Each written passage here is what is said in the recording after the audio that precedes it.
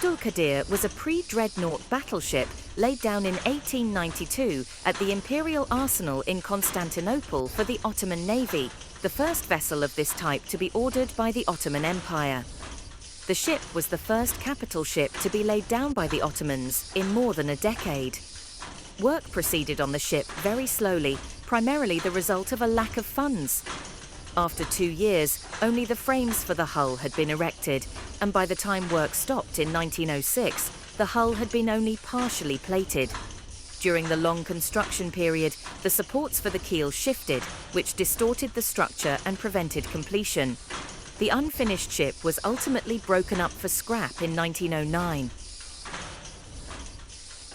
The Ottoman Steam Navy between 1890 and 1910 experienced a period of modernization and reorganization, reflecting the broader efforts within the empire to modernize its military forces. Here are some key points about the Ottoman Steam Navy during this period.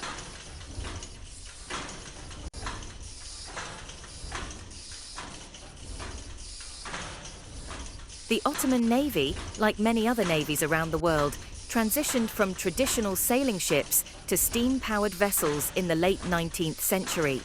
This shift allowed for more reliable and faster ships. The fleet consisted of a mix of ironclads, armoured cruisers, torpedo boats, and gunboats. The inclusion of these vessels marked a significant technological advancement from earlier wooden ships. The Ottoman Empire relied heavily on foreign shipyards for the construction of its steam navy. Many ships were built in Britain, France, and Germany. Notable ships included the ironclad battleships Barbaros Hayreddin and Turgut Reis, which were acquired from Germany in the early 1890s. Mesoudieh, originally built in 1875 and later extensively modernized in Italy in the 1890s. It was a central figure in the Ottoman Navy during this period. Barbaros Hayreddin and Turgut Reis, Brandenburg-class pre-dreadnought battleships purchased from Germany. Hamidiyeh, a protected cruiser built in Britain and launched in 1903.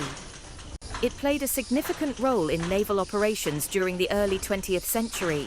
The Ottoman Navy also invested in smaller, more agile vessels such as torpedo boats and gunboats, which were crucial for coastal defense and smaller-scale engagements. The Ottoman naval strategy focused on protecting the empire's extensive coastline and ensuring control over key maritime routes, particularly in the Aegean and Mediterranean seas. Emphasis was placed on coastal defense and the ability to project power within the empire's territorial waters. The modernization of naval bases and shipyards, particularly in Istanbul and Izmir, was crucial for maintaining the steam navy.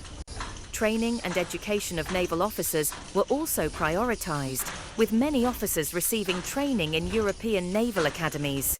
Despite efforts to modernize, the Ottoman Navy faced significant challenges, including financial constraints, political instability, and technological lag compared to European powers.